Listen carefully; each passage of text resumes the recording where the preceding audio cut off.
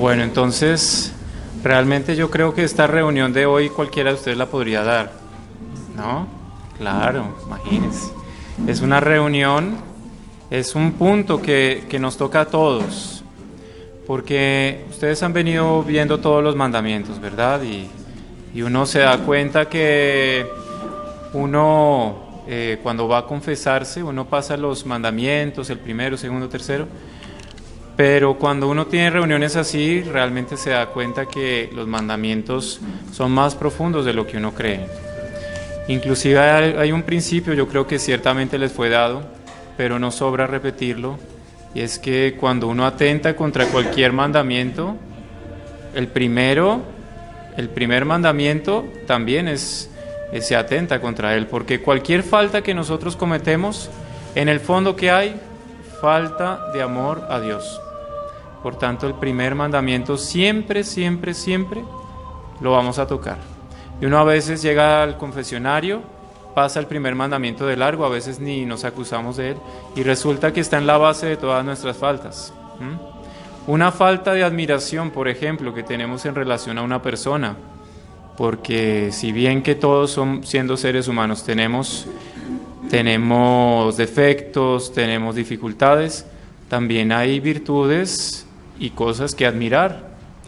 Hasta, por ejemplo, un niño, yo creo que de pronto en las familias o en sus amigos tienen niños que nacieron con algún problema, o en fin, que son niños, les llamamos nosotros especiales. Un niño especial también tiene cosas a admirar, porque uno a veces ve madres que viven muy solas, sus hijos todos perfectos, todos profesionales, todos bien, y ninguno se acuerda de la mamá, a veces. Llega el momento en que más los necesitan y uno ve madres o padres enfermos y sus hijos. ¿Cuántos hijos tienen? No, tenemos como 9. ¿Y dónde están? Viven aquí al lado, pero nunca nos llaman, nunca nos visitan. Y a veces esos niños de los que le hablaba, esos niños especiales, claro, es una dificultad, es una tristeza, pero uno se pone a ver, a veces hay señoras ancianas que tienen a su niño al lado y es una gran compañía. Bueno, qué bonito admirar en eso, que ese niño, sin darse cuenta, nos da ejemplo de cómo nosotros deberíamos ser con nuestros padres incondicionales.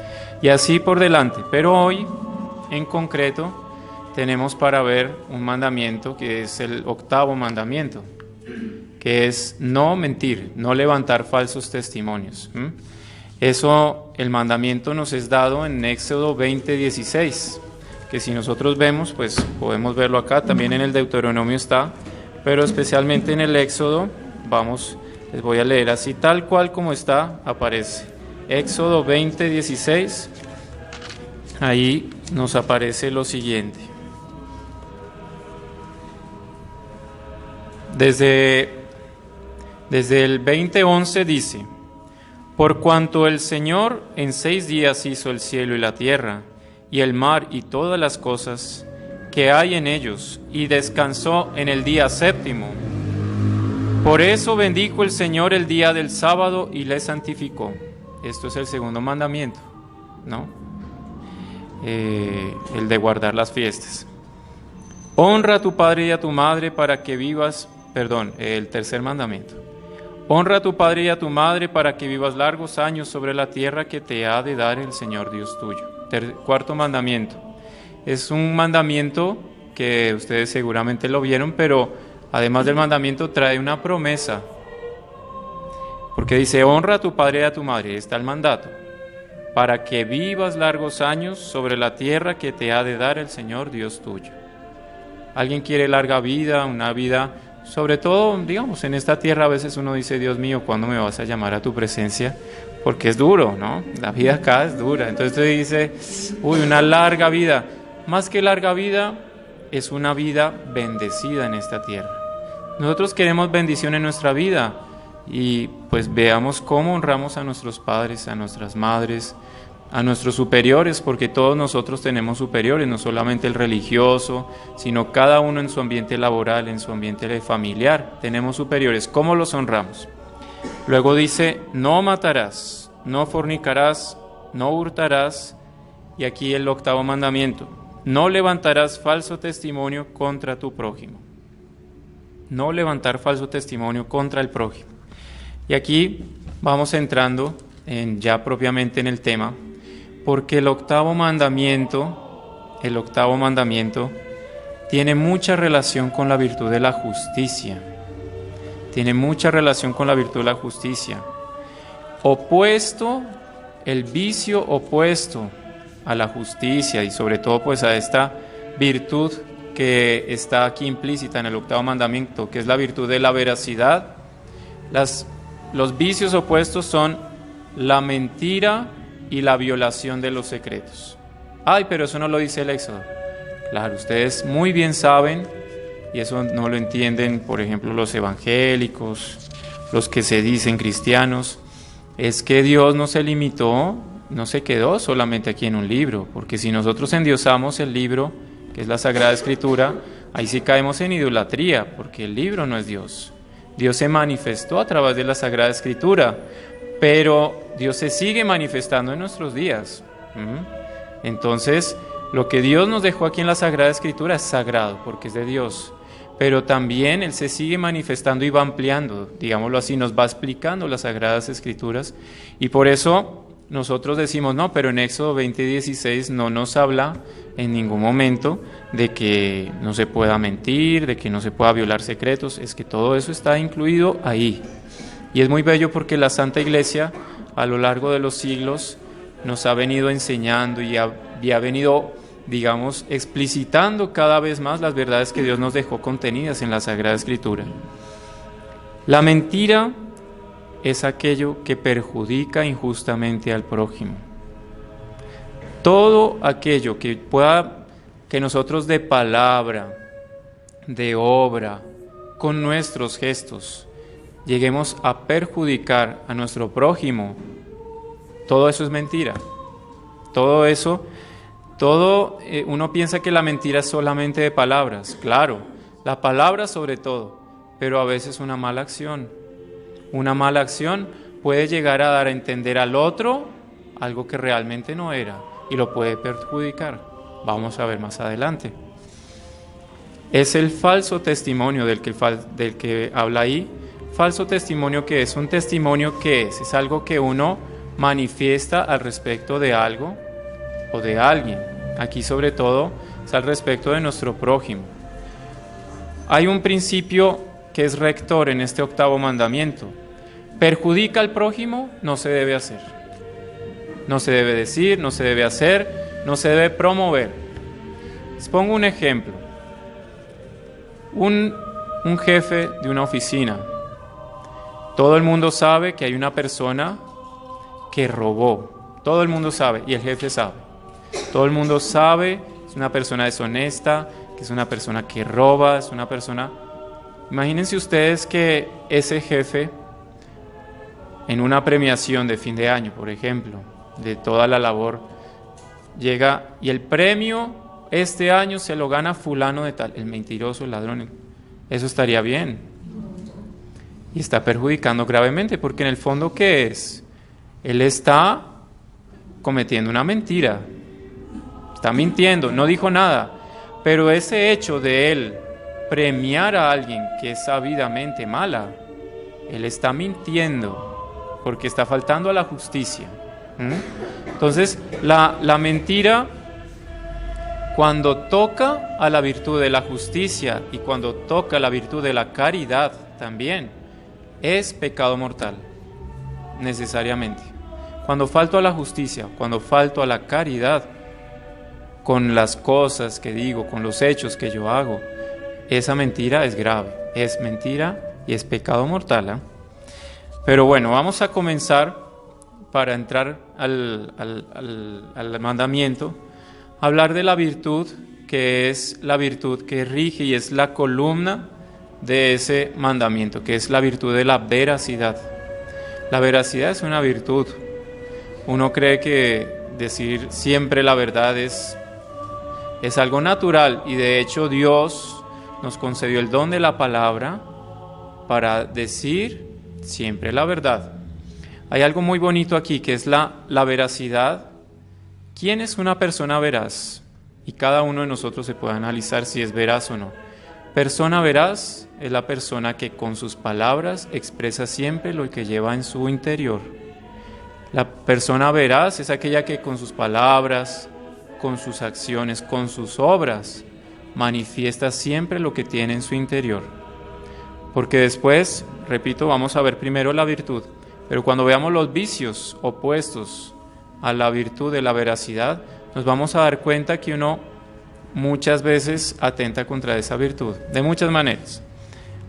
Pero mire, opuesto a la veracidad, ¿qué es? Vamos a enumerarlo y después lo vemos más a fondo. Opuesto a la veracidad, obviamente, la mentira, la simulación, la hipocresía, la jactancia y la ironía. Esas 5. Obviamente la principal ahí es la mentira. Pero la veracidad es opuesta a la mentira, a la simulación, a la hipocresía, a la jactancia y a la ironía.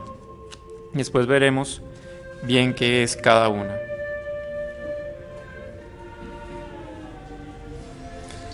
Y vimos, esa es una primera, una primera parte, es la veracidad.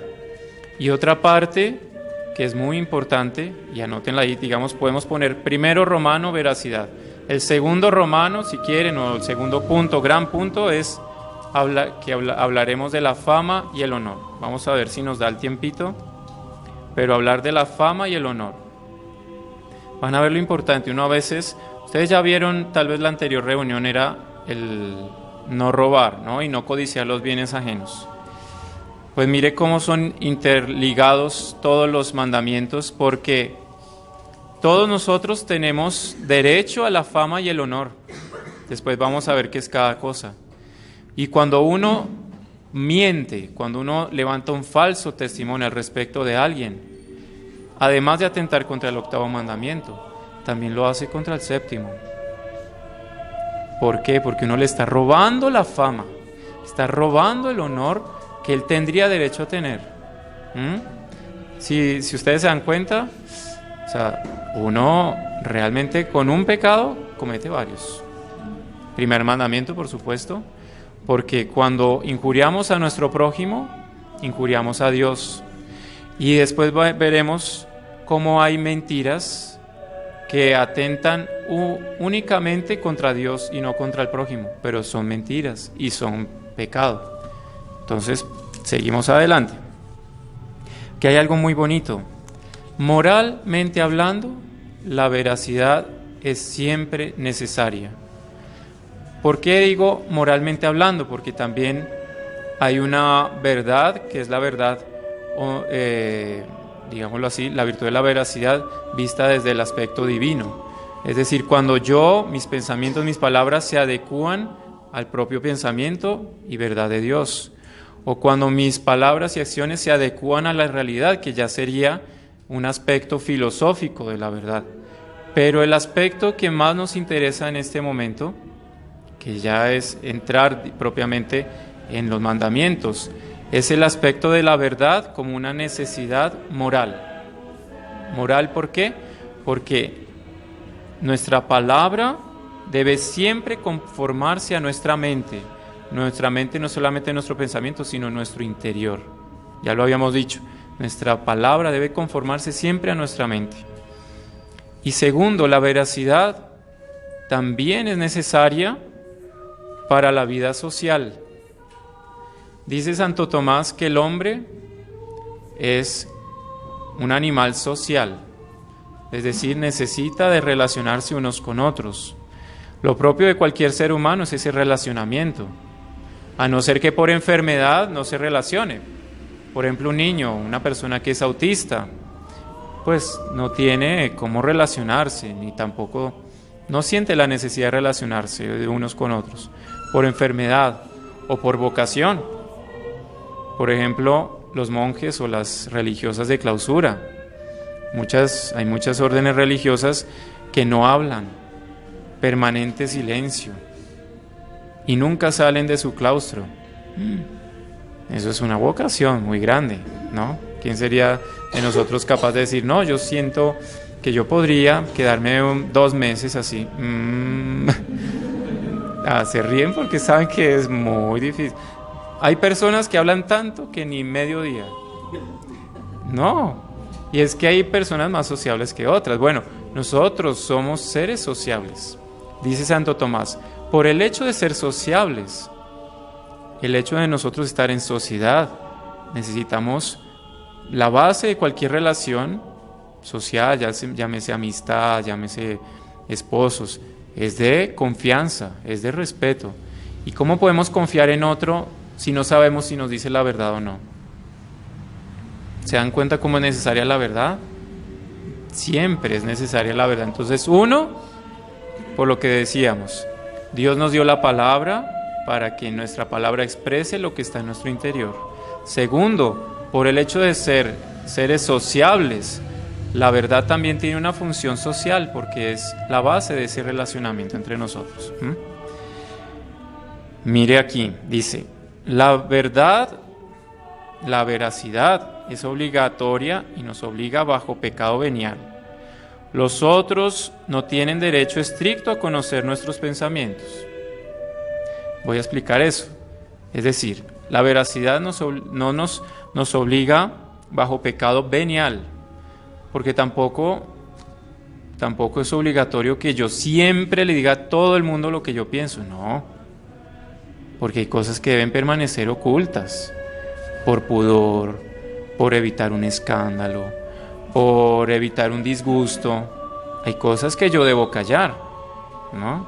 Sobra dar ejemplos. Entonces, muchas veces uno debe privarse de decir ciertas cosas que son verdad, pero para evitar un mal mayor, para evitar algo que puede afectar gravemente también hasta la propia convivencia con nosotros. Eso es legítimo, pero vamos a ir viendo. Pero nos obliga también bajo pecado mortal la veracidad, cuando ya tocamos en la justicia y en la caridad. Si tocan justicia y caridad, ahí si yo dejo de decir lo que debo decir, ahí es pecado mortal. Ahora, si yo dejo de decir algo, por lo que ya vimos, que no perjudique al otro y no toca en la virtud de la justicia o la caridad, ahí es bajo pecado venial. ¿Está bien? Porque puede llegar a pasar que nosotros tengamos que decir algo o dejar de decir algo y sea pecado. Sepamos que eso es pecado venial cuando no tocamos en la justicia o la caridad. Ahora, si dejé de decir algo o dije algo que tocó en la justicia o la caridad, eso es pecado mortal. ¿Está bien? Ya vamos a ver más adelante. Hay unos ojos interrogativos, pero ya vamos a ver. La veracidad aparece en la Sagrada Escritura muchas veces. San Pablo, por ejemplo, nos habla del Espíritu Santo. No sé si ustedes sabían que San Pablo es el gran apóstol del Espíritu Santo, entre otras cosas. San Pablo, el apóstol, es el gran apóstol del Espíritu Santo, es el apóstol que más habló de él. Y él inclusive habla en sus cartas de que el Espíritu Santo es el Espíritu de la verdad. O sea, Dios es verdad. Dice San Agustín, nosotros no podemos pretender llegar a Dios si nosotros no somos veraces con nuestras palabras y nuestros hechos. Si Dios es el Dios de la verdad, nosotros ¿cómo podemos llegar a pensar en llegar a ese fin para el cual Él nos llama, que es Él mismo, si no somos veraces? Sería una contradicción. Dios, siendo el Dios de la verdad, recibir a quienes no fueron veraces y quienes atentaron contra la justicia y la caridad en esta tierra. Dice también nuestro Señor Jesucristo que el demonio es el padre de la mentira, ¿no? Y nosotros lo conocemos hoy en día porque nuestro Señor lo dice así: el demonio es el padre de la mentira. Es decir, ¿de quién viene toda mentira? Del demonio, exactamente. Inclusive hay un hecho que se dio con Santa Isabel de Portugal. Santa Isabel de Portugal, ella en su reino tenía un pajecito que ella tenía especial encanto con ese paje y le gustaba porque era un niño muy dedicado. al punto de que ella lo fue promoviendo, y ahí entró otro paje envidioso, que vio que ese estaba progresando y estaba proyectándose. Ah, sí. Entonces lo que hizo fue comenzarlo a calumniar con el rey. Comenzó a levantar mentiras de todo género que había hecho, y en esa época la palabra valía mucho más que lamentablemente hoy. Hoy en día es poco, o uno escucha poco que diga, mire, le doy mi palabra y, sí, claro. Antes hasta se hacían promesas de compraventa y todo sin necesidad de un documento escrito. Era solo la palabra dicha. Bueno, en esa época de Santa Isabel de Portugal se confiaba en la palabra, y como ese paje comenzó a hablar mal del otro, a calumniarlo, a levantar falso testimonio, él dijo, no, ese tiene que morir. Entonces, ¿qué hizo? Había en donde ellos estaban en su reino, había una persona que se dedicaba a quemar con cal, y a quemar, y un horno. Entonces el rey quedó con el trato con esta persona, le dijo, mire, el primero que venga acá a preguntarle o a darle un recado mío, ese lo tiene que meter al horno porque está condenado a muerte. Y este señor, está muy bien, perfecto. Entonces ahí volvió el rey a su castillo y cogió a este paje, por el cual la reina tenía especial encanto y que era muy bueno, muy buen joven, y le dijo, mire, necesito que le diga a tal señor tal recado, por favor hágame ese favor. Y el rey le había dicho al otro que el primero que viniera a hablar, a ese lo echaba al horno, y lo mandó. Entonces el joven fue camino allá, comenzó a escuchar las campanas de la iglesia, tan, tan, la misa. Bueno, yo no creo que el rey se ponga bravo si yo voy a misa antes de ir a dar la razón. Entonces fue y se desvió, fue a la iglesia y comenzó a asistir la misa larga, ¿no? Y la misa, y se demoraba, y el rey nada que sabía si había pasado o no había pasado, y dijo, bueno, ya pasó tanto tiempo que debieron haber ya cumplido mi orden. Y ahí mandó a llamar al otro paje, al que había calumniado al otro. Le dijo, por favor vaya y pregúntele al señor si hizo lo que le mandé hacer. Sí, señor, y ese fue directo. Llegó donde este señor que trabajaba en los hornos y le preguntó, bueno, ese lo metió al horno y lo quemó. La justicia divina. Acabó la misa. Y el paje, bueno, ahora sí se hizo tarde. Se fue y le preguntó al señor del horno, bueno, el rey manda a preguntar si usted hizo lo que le mandó a hacer. Le puede decir al rey que sí, señor. Y ahí volvió, sí, contento el jovencito, después de asistió a misa, cumplió con la orden del rey. Le dijo, sí, señor rey, que él ya cumplió con su orden. Y ahí el rey se dio cuenta. La providencia había actuado con justicia, porque ese otro no lo había hecho. Bueno, ese sufrió su castigo, su pena acá. Dios a nosotros nos da la oportunidad de confesarnos y de nunca atentar contra la honra de los otros, porque casos como esos hay miles en la historia, porque dicen que no hay nada oculto bajo el cielo, ¿no? Bueno, pues así es. Seguimos. Mire, hay un santo que dice que la verdad no es un lujo, es un deber básico y fundamental. No, a veces dice, no, es que decir siempre la verdad, eso, no, solo los santos, eso es pensar que la verdad es un lujo. No, eso es básico, es fundamental. La veracidad también está ligada a dos virtudes muy bonitas. Y aquí entra algo que, nos toca a todos, religiosos, no religiosos, casados, no casados. Mire, la veracidad está ligada a la fidelidad, porque la fidelidad es la virtud que mueve a la voluntad a cumplir lo que prometió. Eso es fidelidad. Lo que prometió, lo que de palabra dijo, eso es fidelidad. Llevar hasta las últimas consecuencias por fuerza de voluntad aquello que se prometió. Por ejemplo, un religioso con sus votos, unos esposos también con los votos del matrimonio, una persona de soltería. En el fondo, la promesa que yo le hice a Dios cuando uno se bautizó, la promesa, digámoslo así, lo hicieron nuestros padres y padrinos. Pero ¿qué dice ahí en el bautismo? Cuando uno renueva las promesas del bautismo, renuncias a Satanás, renuncias al pecado, renuncias... Bueno, eso es una promesa que le estamos haciendo a Dios. Sí, Dios, yo renuncio al pecado, al demonio, a la carne, a todo. Y prometo también creer en Dios Padre y todo. Son promesas. Fidelidad primero con Dios y luego con los seres que estamos, con el prójimo, con los que están alrededor nuestro. Y está ligado a otra cosa, a otra virtud muy bonita, que es la virtud de la simplicidad. Simplicidad. Uno a veces dice, ay, esa persona es tan sencilla. ¿A qué se refiere? A que es una persona que tiene siempre recta intención. Yo creo que aquí todos son consagrados, ¿o no? ¿Alguien no se ha consagrado? Bueno. ¿Se acuerdan que en el Tratado de la Verdadera Devoción, San Luis María Guillón de Montfort habla de la guarda del corazón? ¿Se acuerdan? Y él habla que hay una llave que es la que mantiene cerrado nuestro corazón para todo el mal, para todo el pecado. ¿Qué es? ¿Se acuerdan de esa llave? ¿No? Y señor Luis, perdió en el examen.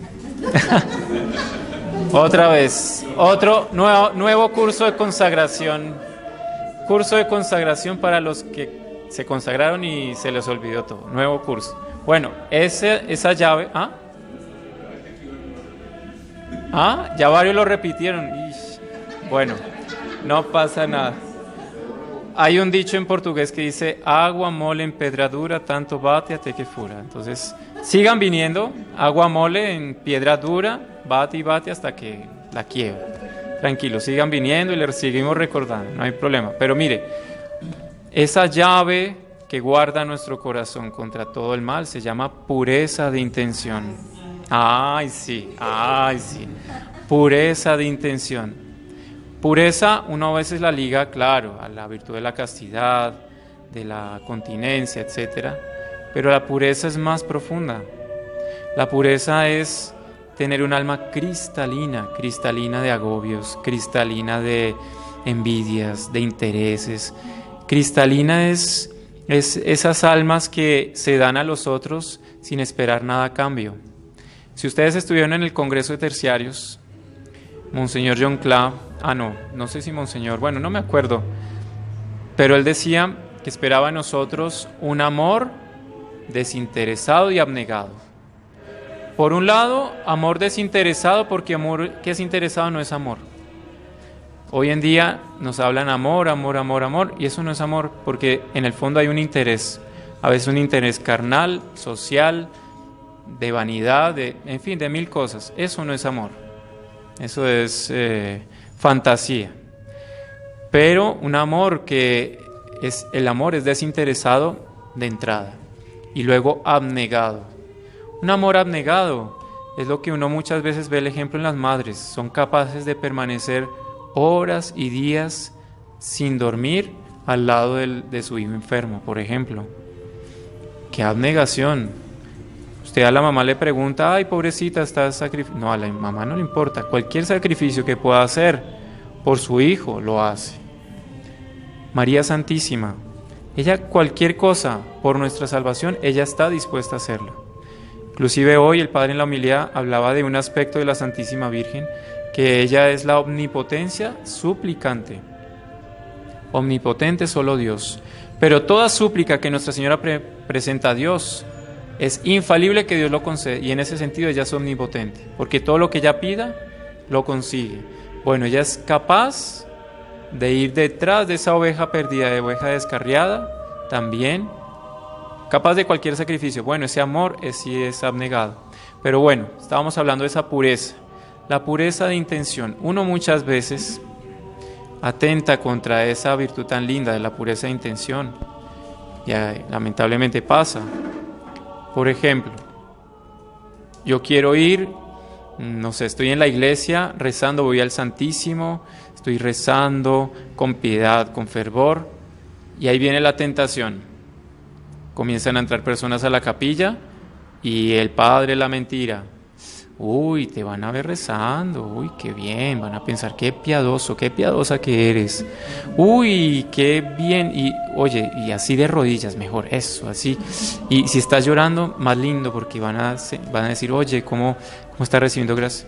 Ahí entró impureza de intención, porque comenzó con una cosa buena, yo quería rezar, quería pedirle a Dios, y terminó con algo malo, querer llamar la atención de los otros. Nos pasa. Lamentablemente pasa, y con cosas buenas. Y así mil cosas. Ahí cuando entra la impureza de intención, nuestro corazón está viendo brechas para el mal, para el pecado, para todo lo que estamos viendo. Una persona que es simple, que es veraz, no le va a pasar eso. No le va a pasar eso. Siempre va a tener recta intención en lo que hace. Ustedes hechos de doña Lucilia, hay miles y miles que podrían ejemplificar eso. Pero no sé si ustedes se acuerdan que había una dama de la cual el padre de doña Lucilia era abogado, y esa dama ya quedó viuda y ya su familia no estaba con ella y cayó muy enferma. Y el padre de doña Lucilia tenía también una cierta virtud natural de bondad, que ella le transmitió a doña Lucilia también como buen ejemplo. Y él dijo, mire, esta señora tan distinguida y está enferma y nadie que la ayude. Habló con doña Gabriela, su esposa, le dijo, Gabriela, ¿qué le parece si la traemos aquí un tiempo hasta que ella se recupere y quede mejor? Ah, me parece bien. Ahí mandó a llamar sus hijas, pero especialmente a doña Lucilia, que sabía quién era la que tenía la virtud de la caridad y que tenía un corazón desapegado y desinteresado, y le dijo, Lucilia, va a venir fulana, yo quiero que por favor la traten con todo el afecto, todo el cariño, la cuiden de tal manera que salga de aquí ya restablecida. Sí, papá. Quedan las dos jóvenes solas, ella y su hermana. La hermana le dice, una de sus hermanas, que era muy bella, doña Lucilia, hay un santo que dice, a doña Lucilia Dios no le dio tanta belleza física porque le reservó todas las bellezas espirituales. Y es verdad, es así, claro. Si bien que ella es bella, porque una persona que atrae por su alma es más bella que cualquier otra. Bueno, doña Lucilia, estaba su otra hermana que sí tenía, lamentablemente no brillaba por su belleza interior, pero más por la física. Y esa hermana le dijo a doña Lucilia, usted va a ver, Lucilia. Ella, al final de toda su estadía aquí en nuestra casa, a la que le va a agradecer es a mí, no a usted. Doña Lucilia, bueno, pues... Llegó la señora, doña Lucilia la trataba, medicamentos y todo, y un trato que llegaba a la abnegación casi de una madre por su hijo con esa señora. Y la otra hermana escasamente pasaba, doña fulana, ¿cómo está? Bien, pobre, ojalá se recupere pronto, ¿no? Y se iba. Una brutalidad, ¿no? Ojalá se recupere pronto, como en el fondo diciendo, oiga, ya es hora. Y doña Lucilia la trataba y tal. Y la hermana repetía, Lucilia, ella va a ver a quién le va a agradecer. No le va a agradecer a usted, me va a agradecer a mí. ¿Por qué? Porque la belleza física. Doña Lucilia, no puede ser que un alma sea tan interesada. No le importó, seguía tratándola con bondad. Esta señora se restableció, llegó el momento, la despedida. Y ahí comenzó a agradecer a llegó a la hermana de doña Lucilia, ay, tú que eres tan linda, ay, has sido un ángel para mí, cómo me trataste de bien, esta estadía aquí ha sido maravillosa, tú has sido muy especial. Y llegó el momento de Lucilia, usted, muchas gracias, y se fue. Y doña Lucilia entendió, sí, a veces la gente actúa así, de manera interesada. Eso ocurrió en la juventud. Y nosotros sabemos la historia de ella hasta el final de su vida. Hechos como esos fueron miles, pero no por eso ella dejó vencer su pureza de intención. La trataran o no la trataran bien, le retribuyeran o no le retribuyeran, ella, por agradar a Dios, por pureza de intención, siempre fue bondadosa. Y es nuestra acción. Persona que es veraz, esa señora fue injusta. Y podríamos decir que atentó contra el 8º mandamiento, porque en justicia quien merecía su gratitud había sido una y no la otra. Pero doña Lucilia actuó como tenía que actuar. Ella no lo hacía por llamar la atención, no lo hacía por el aplauso que iba a recibir, lo hacía por puro amor a Dios. Eso es una alma simple, sencilla.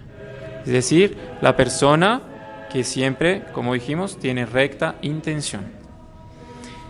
Distinto a la veracidad, y pues ya se va acabando el tiempo, Dios mío, pero que nos dijeron que eran solo 50 minutos. Y ya casi. Señor Luis es implacable. Él dice que allá está haciendo... ¿Hasta las qué? Bueno, entonces mañana usted puede hacerla. Bueno, vamos. La mentira, aquí sí que está ligada a muchos vicios. Vamos a ir hablando de ellos. Está ligada a la simulación. La simulación. Bueno, es lo que uno hacía en el colegio. Por poner un ejemplo así, no ponerlo suavecito, exacto, suavecito. Está el profesor anotando en el tablero y aquí molestando y diciendo y hablando. Profesor, ¿quién está hablando? Ay, nadie. Profesor, aquí todo el mundo está simulando, están simulando. O la mamá, ¿no? Está uno viendo televisión o jugando, no sé qué, y dice que haciendo tareas. Y abre la puerta, ay no mamá, yo aquí estudiando, ¿no? Simular. Y eso con cosas así del día a día, pero a veces uno simula con otras cosas más graves. Simulación es decir o actuar de una manera que no está de acorde a nuestro interior, ahí está. Vamos, mires, con hechos. Hipocresía. Otra. Señora, no, es distinto. Simulación es una acción que yo realizo para mostrar como que estoy haciendo una acción buena cuando en realidad es mala. O a veces también, mire que a veces uno comete pecados por estar haciendo una acción buena, pero simular que está haciendo una mala por evitar un mal mayor. Por ejemplo, uno está ayudando, es que esa es más difícil. Uno está ayudando, por ejemplo, está haciendo una obra de caridad y es muy buena.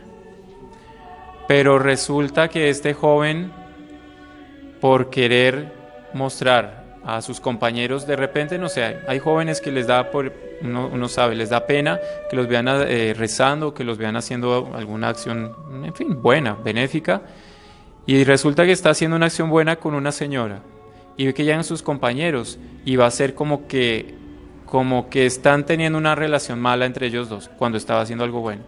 Eso es una simulación mala también.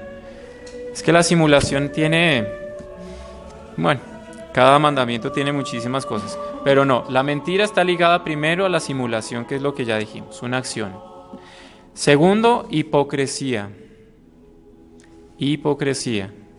Hipocresía es cuando yo quiero, con palabras o acciones también, demostrar afecto por una persona cuando en realidad yo no tengo realmente ese afecto, esa afinidad con esa persona. O lo contrario, quiero mostrar rechazo por una persona cuando en realidad yo tendría razones para quererla. Por ejemplo, hay gente que sus padres, no sé, eran de una extracción muy sencilla, vivían en el campo, personas sencillas, y eso uno a veces lo ve. Y uno a veces va a una reunión social y, ay, con mis papás, es que ¿qué van a decir? Entonces yo voy a la reunión y yo los quiero y tal, y llego a la reunión y los comienzo a tratar mal para que digan, uy, este sí está subiendo de estatus porque esos son unos campesinos, ¿no? Y él cómo se volvió culto, eso es una hipocresía, es mala. Y incluye también simulación. No sé si se dan cuenta, también por el lado, pues, o decir, ay, fulanito, fulanita, ay, usted cómo es de bueno, cómo es, oye, excelente. Y luego con los otros, eso pasa mucho. Aquí no pasa, pero digo, afuera pasa mucho. Bueno, hay otro. La primera fue simulación, la segunda fue hipocresía, la tercera es jactancia. la jactancia. ¿Qué es la jactancia? Aumentar méritos propios, aumentar virtudes propias. Uy, es que yo soy, uy, es que yo puedo, uy, es que... La jactancia, querer aumentar. No pasa acá, no pasa. A nosotros no nos pasa. No, a todos nos pasa, lamentablemente. Y otra, ironía. La ironía está ligada con dos cosas, mire. Les voy a leer. Dar a entender la ironía. Por un lado es dar a entender con hechos lo contrario de lo que se dice. De pronto nos ha pasado. Ay, es que tú eres tan bueno, ¿no? Yo estoy diciendo que es bueno, pero mis acciones están queriendo dar a entender lo contrario. Ay, es que eres tan especial. Ironía. La ironía es muy agresiva, digamos, se nota la ironía. Eso por un lado es la ironía, pero la ironía también es la falsa humildad. Es la falsa humildad, eso también es ironía. ¿Por qué? Una vez nos pasó, hace varios años, una persona, no voy a decir si fue señor, si fue señora, niño, no. Una persona comenzó a hablar de una situación que tuvo y tal, y actuó muy bien, y llega y dice, y con la humildad que me caracteriza, yo no le respondí. Ironía. Porque entró impureza de intención. O sea, ella ahí actuó bien en el momento, pero a la hora de contar el hecho, lo manchó con impureza de intención. ¿Por qué? Porque quería llamar la atención con lo que estaba contando. Porque uno puede contar una acción buena que realizó para dar un buen ejemplo, y eso está muy bien. Pero si yo lo cuento para llamar la atención, que los otros me alaben, ¿sí? Está mal. Y eso le pasó. Y ahí uno mancha una buena acción con una mala. Hasta jactancioso. Jactancioso también. Es que, si ven, todo es muy ligado y todo eso es mentira. Todo eso es mentira. Porque yo con mis palabras o con mis acciones, también con otras cosas, yo no estoy reflejando lo que está en mi interior. Porque en mi interior que había orgullo, en mi interior que había deseo de aparecer. Bueno, sigamos adelante. Ironía, sí señora. Entonces, recapitulando, la veracidad está ligada con la fidelidad y la simplicidad. Y es contraria a la mentira,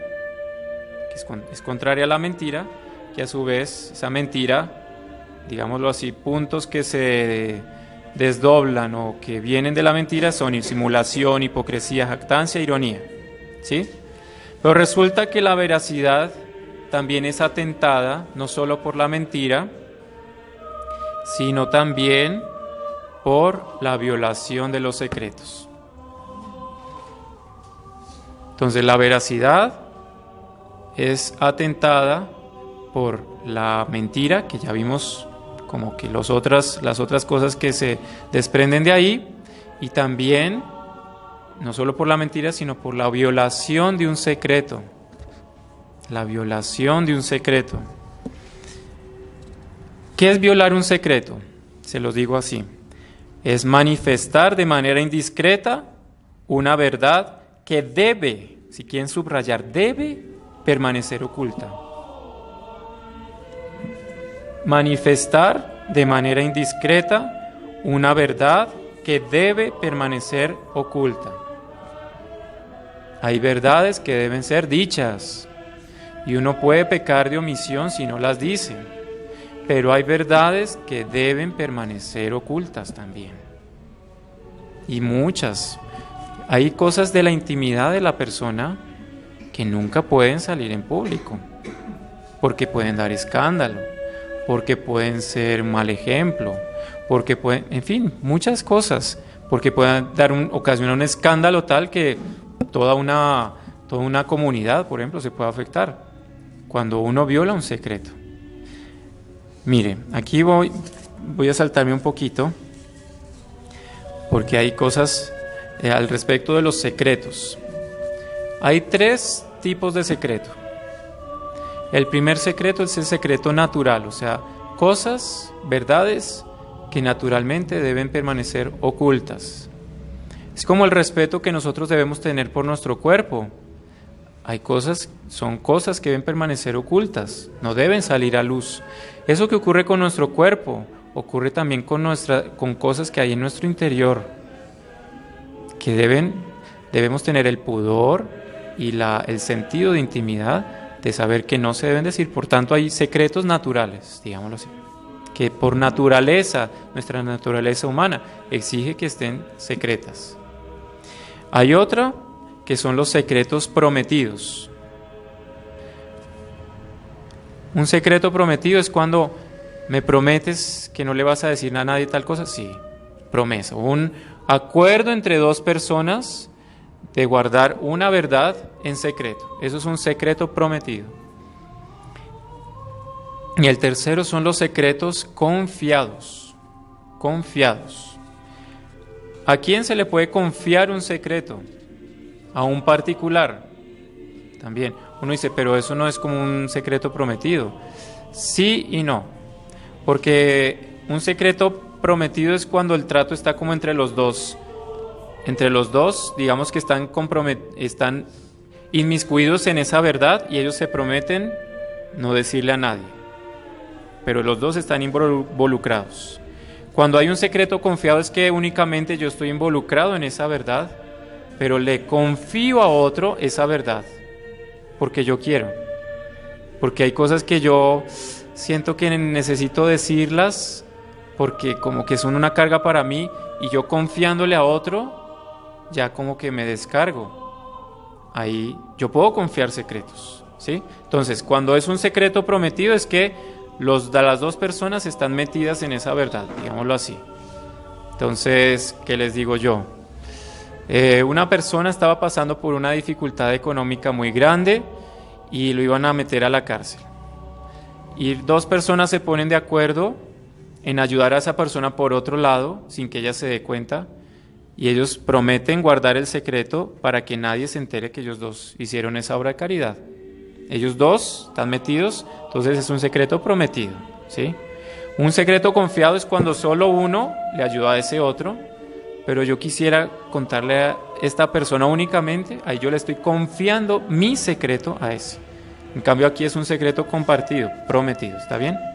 Bueno, esos secretos confiados, primero a un particular, segundo a un profesional. Un profesional, por ejemplo, a un abogado, a un médico, en fin, a un profesional que en su materia, nosotros de hecho sabemos que existe el secreto profesional, ¿sí?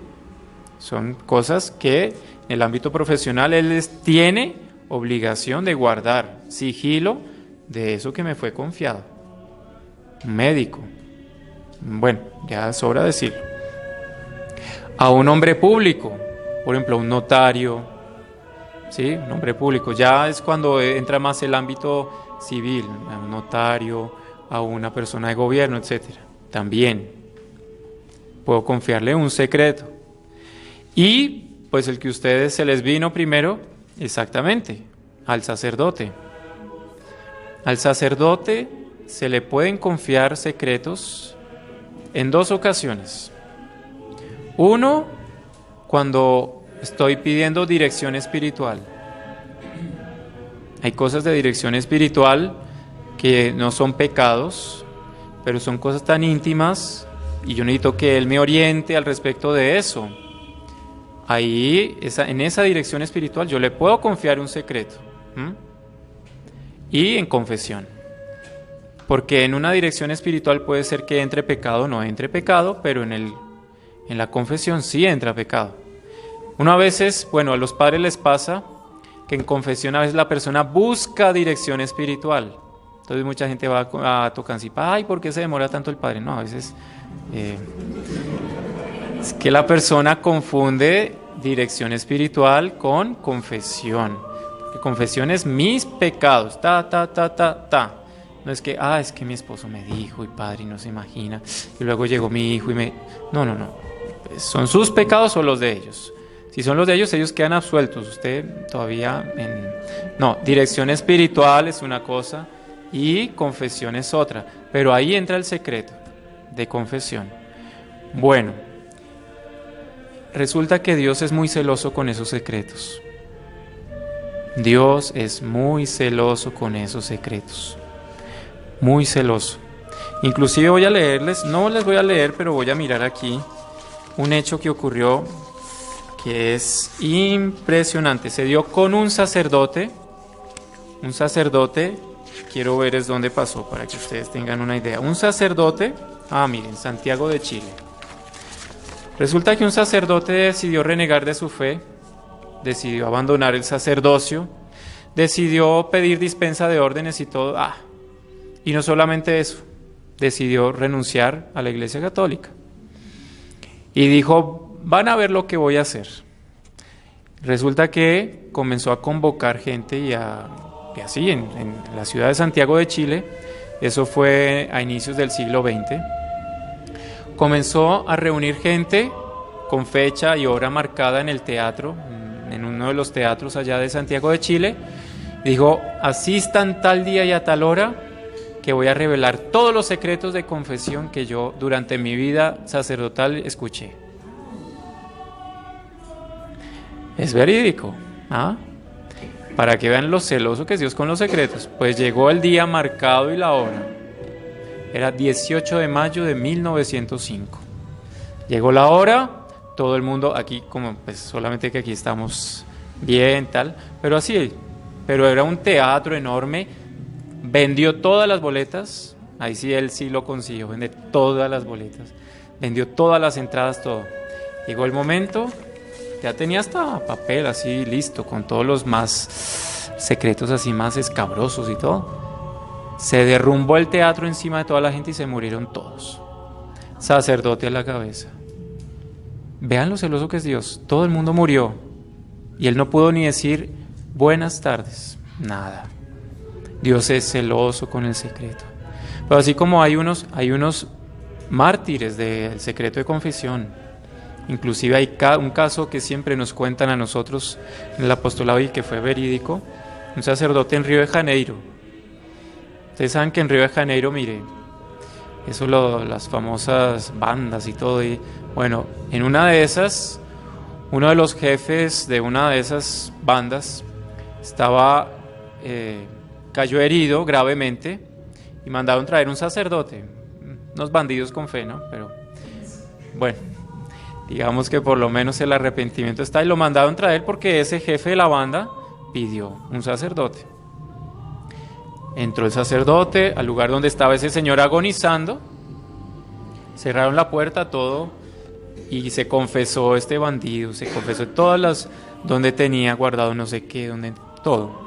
Y que eran sus robos, todo se confesó.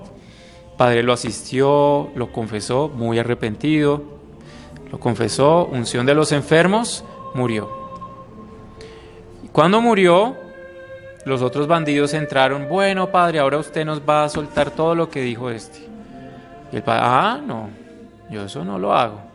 ¿Cómo que no, padre? Usted, y entonces lo ataron, lo cogieron, comenzaron a amenazar con las armas, todo. Padre, nos tiene que decir todo lo que dijo. No, señor, yo no voy a decir. Padre, cogió en el gatillo y padre nos dice, máteme, pero yo nunca voy a decir nada. Ahí quitaron el arma, la guardaron. Bueno, padre, podemos confiar en que usted no va a decir nada de lo que él hizo. Muchas gracias, lo dejaron ir. Se salvó el padre. Pero ha habido muchos que han pasado por la misma situación y los han matado por no revelar el secreto. Y son mártires, porque ellos en el cumplimiento de su deber con Dios, de veracidad, de no revelar los secretos, murieron, con tal de no atentar contra Dios. Entonces, bueno, ahora sí me pasé, les pido disculpas, pero de pronto quedar para otro momento, que es otro capítulo, que es muy importante, y es nosotros ver cómo todos nosotros Bautizados o no bautizados, eso es importante. Bautizados o no bautizados, tenemos derecho a nuestra fama y a nuestra honra. Porque la fama, y les dejo apenas esa punta la fama es la opinión buena o mala que se tiene comúnmente de alguien. Eso es fama, buena o mala. Pero todo el mundo sabe, comúnmente tiene buena o mala reputación. ¿Eso qué se llama? Fama. ¿Está bien? Todo ser humano, repito, bautizado o no bautizado, tiene derecho a la buena fama. A la buena fama. Si la merece, por supuesto. Y el honor, fama y honor. ¿El honor qué es? Es el testimonio de la excelencia de alguien. Testimonio de la excelencia de alguien. ¿Se acuerdan del ejemplo que vimos primero de ese jefe? Él atentó contra el 8º mandamiento porque él reconoció excelencia en alguien que no la tenía. Porque uno reconoce y honra a alguien por palabras, por hechos o con cosas exteriores. Con palabras, yo diciéndole, reconociéndole, diciéndole. Con hechos, con acciones, yo la pongo en el lugar de destaque, ¿sí? O con cosas concretas, darle un premio, darle, en fin, una bonificación. Todo eso también se debe hacer por justicia, muchas veces hay que hacerlo. Inclusive es bueno hacerlo en cualquier lugar, estimular el bien para aplacar el mal. Porque cuando se estimula el mal, pues los otros van a ir detrás de eso, ¿sí? ¿Está bien? Pero pues por ahí dejamos también. No sé si ustedes tengan alguna pregunta o algo que ustedes quieran decir, porque nos hizo falta un pedacito, pero no sé si ustedes tienen alguna pregunta a hacer. Señor, ¿terminamos? Pero diga, por favor.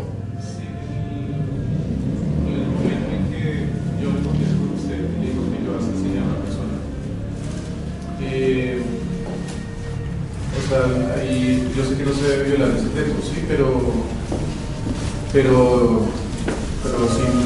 la persona queda absuelta diciendo que revelando que tiene que eso. Sí, queda absuelta, sí, señor. Y inclusive eso es ya entrar en teología moral especial, pero él no tiene obligación de decir públicamente que mató a alguien. Él honestamente puede ir y tal vez acusarse de otro crimen. De otro crimen no, porque sería simulación. Pero él podría, imagínese usted la situación de un padre de familia, que en algún momento, por debilidad, se emborrachó. Y como perdió el sentido, mató a alguien en medio de eso. Pero resulta que es cabeza de familia. Su esposa y sus hijos dependen de él. Nadie se dio cuenta, mató y nadie se dio cuenta, nada. Y él va y se confiesa. Él no está obligado, por ejemplo, a decir que él asesinó para que lo metan preso, porque él tiene otra obligación, que son sus hijos, que son su esposa, y él puede de alguna manera reparar lo que hizo con la familia de la persona que él atentó. Pero es que entran muchas cosas ahí, porque también trae la obligación de él como esposo, como padre, ¿sí? Digamos que eso sería otro tema, que ahí nos podemos ir y tendría que realmente profundizar un poco más, pero así muy por encima sí lo llegaron a decir acá, de que la persona no estaría obligada a atentar contra su fama y su honra, públicamente. En privado puede ser que de alguna manera ya en privado lo pueda decir, para reparar lo que hizo, puede hacerlo, y es bueno que lo haga, pero no está obligada, digamos. Aquí entra otra cosa que, por ejemplo, es también las restricciones mentales. ¿Han escuchado eso? Pero, no, es que ahí sí. La restricción mental. Pues es que mire,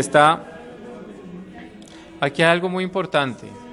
Una vez le dicen que el fin justifica los medios, y no. Nunca el fin justifica los medios. Pero hay algo legítimo que parecería mentira, pero no es. Que son, mire, los rodeos, los disimulos o las restricciones mentales. Pueden ser admitidas, pero no son recomendadas. Ya les voy a explicar con un ejemplo y con eso yo creo que se pueden admitir, pero no se recomiendan porque uno puede abusar de ellas y puede caer en mentira. Entonces, por ejemplo, una restricción mental en tiempo de guerra, pongámonos el ejemplo de la Revolución Francesa, ¿sí? Donde pues ustedes saben, muchos nobles y sobre todo muchos religiosos, religiosas, sacerdotes fueron masacrados, pero ríos de sangre corrieron por la Revolución Francesa, que hoy en día lamentablemente están ensalzada, pero bueno, no reconocen la verdadera revolución y todo el horror que había detrás de eso. En la Revolución Francesa, muchas personas de bien tuvieron que hacer una restricción mental. Por ejemplo, viene un noble huyendo de los revolucionarios, golpea la puerta de esta persona, le pide auxilio y entra sin que los revolucionarios se den cuenta. Entra a esa casa y vienen, tocan a la puerta, aquí está fulano de tal. Una restricción mental, ¿qué es? No señora, aquí no está. Y yo pienso por dentro, o sea, aquí donde estamos usted y yo, no, aquí no está. Yo internamente, Pero ¿qué pasa? Si yo abuso de eso, yo puedo, no sé, yo me cogí esto. ¿Y usted se robó ese libro? No, yo no robé. Y por dentro, con la mano izquierda no robé, pero con la derecha sí. ¿Sí se dan cuenta? Eso es una restricción mental. O sea, no. O sea, en el primer caso sí. En el segundo no. Exacto, ¿sí? Es que por eso dicen que es muy claro. Se admite, pero no se recomienda, porque es que la frontera entre las restricciones mentales y las mentiras es muy delgadita. ¿Sí? Por ejemplo, un niño en confesión, y eso pasa. ¿Tú le has pegado a tu mamá? No, padre, yo nunca. O sea, hoy durante este día nunca le he pegado, pero en los otros días, sí ven. Uno, por ejemplo, si uno a veces en confesión miente, fíjese cómo es la cosa. Y eso es un pecado, bueno, todos los que hemos visto, pero ahí entra, claro, en confesión es más grave porque ahí entra el sacrilegio. Sacrilegio es una falta que yo comento contra algo sagrado. La confesión es sagrada. Y yo en confesión estar diciendo mentiras o decir medias verdades. Exactamente. Es el ejemplo clásico. No, padre, yo me robé una cuerda. Te robaste una cuerda, sí. ¿Y qué había en la...? No, resulta que en la punta de la cuerda también había una vaca, una res. Sí, padre, y solamente eso, hijo. Bueno, detrás de la res venían otras dos, y solo eso, ¿no? Y también una carreta, ¿sí ve? Comenzó con que se robó una cuerda, pero resulta que, ¿eso qué es? Yo no revelar todos los agravantes de mi falta. Y eso es mentira también. Cuando yo en confesión, por ejemplo, no revelo todos los atenuantes que pueden llegar, o los atenuantes o los agravantes de una falta, eso es mentira en confesión, y eso es grave, ¿sí? Pero también en confesión hay cosas que yo no debo decir, ¿sí? Ciertos pecados contra la castidad, por ejemplo, yo por pudor y delicadeza con el confesor, yo puedo decir pequé con tal persona, pero yo no puedo entrar en detalles, porque sería falta de pudor, falta de cuidado con mi confesor, porque claro, mi confesor es sacerdote, está asistido por la gracia, todo perfecto, pero es hombre. Yo debo también tener, ¿cierto? Si se dan cuenta que hay cosas que yo debo ocultar, verdades ocultas, también las hay en confesión, ¿sí? Yo pequé, padre, tal, pero yo no, un asesino, padre, maté a una persona, pero yo no, y fue y leí, no, Sí. Maté, fue grave, Padre, lo hice por rabia, lo hice por envidia, lo hice perfecto, tal, y pues yo no puedo entrar en detalles de cómo fue que lo hice, ¿sí? Porque entonces están las dos cosas, ¿está bien? Pero bueno, pues yo creo que sería eso por ahora, para no hacerlos dormir más, pero entonces, pero sí, para que nosotros nos demos cuenta que, miren, nosotros hay algo, y ese es seguir el ejemplo en fin, de los santos, de nuestros fundadores, que ellos siempre actúan con veracidad. Mire, el doctor Plinio, que él vivió rodeado de personas que le hicieron la vida imposible, que llegaron a escribirle, inclusive, Monseñor John Clark aquí en Bogotá, en una reunión, nos contaba algo que el doctor Plinio recibió una carta, la leyó, la metió en un sobre, selló ese sobre y dijo: nadie puede abrir este sobre a no ser Plinio Correa de Oliveira, bajo pena de conciencia. O sea, lo que estaba ahí, lo que él recibió, murió el doctor Plinio. Digamos que ese deber se acaba cuando la persona fallece, digamos que queda como un testimonio de la persona. Abrieron ese documento, que era una persona que en 4 páginas le decía por qué el culpable de todas las dificultades, de todos los problemas, de las personas que se iban del grupo, de la comunidad, era en el fondo la vida espiritual mal llevada de él. 4 páginas. Cuando un hombre que se sacrificaba por todos, si la persona necesitaba dirección espiritual, una persona llegó a 6 horas, 7 horas hablando con ella, no le importaba, sacrificaba. Una persona diabética, él sacrificaba su almuerzo, no, la culpa es suya, Plinio.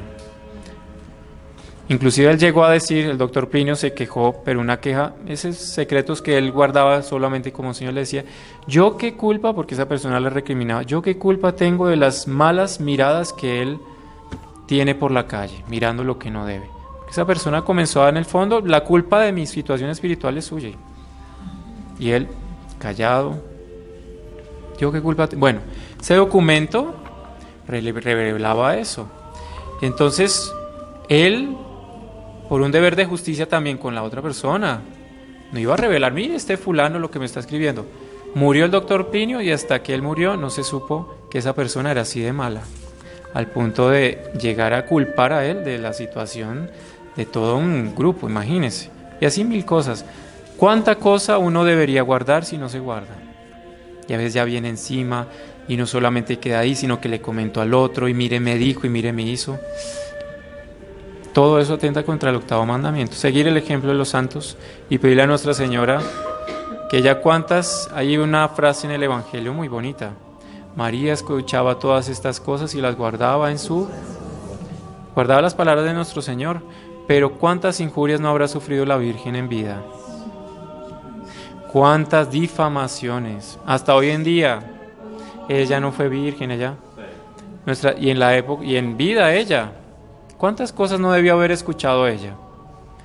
Silencio, las guardaba en su corazón y las ponía en la presencia de Dios. Seguir el ejemplo de Nuestra Señora de los Santos, y bueno, vamos a ponernos en manos de ella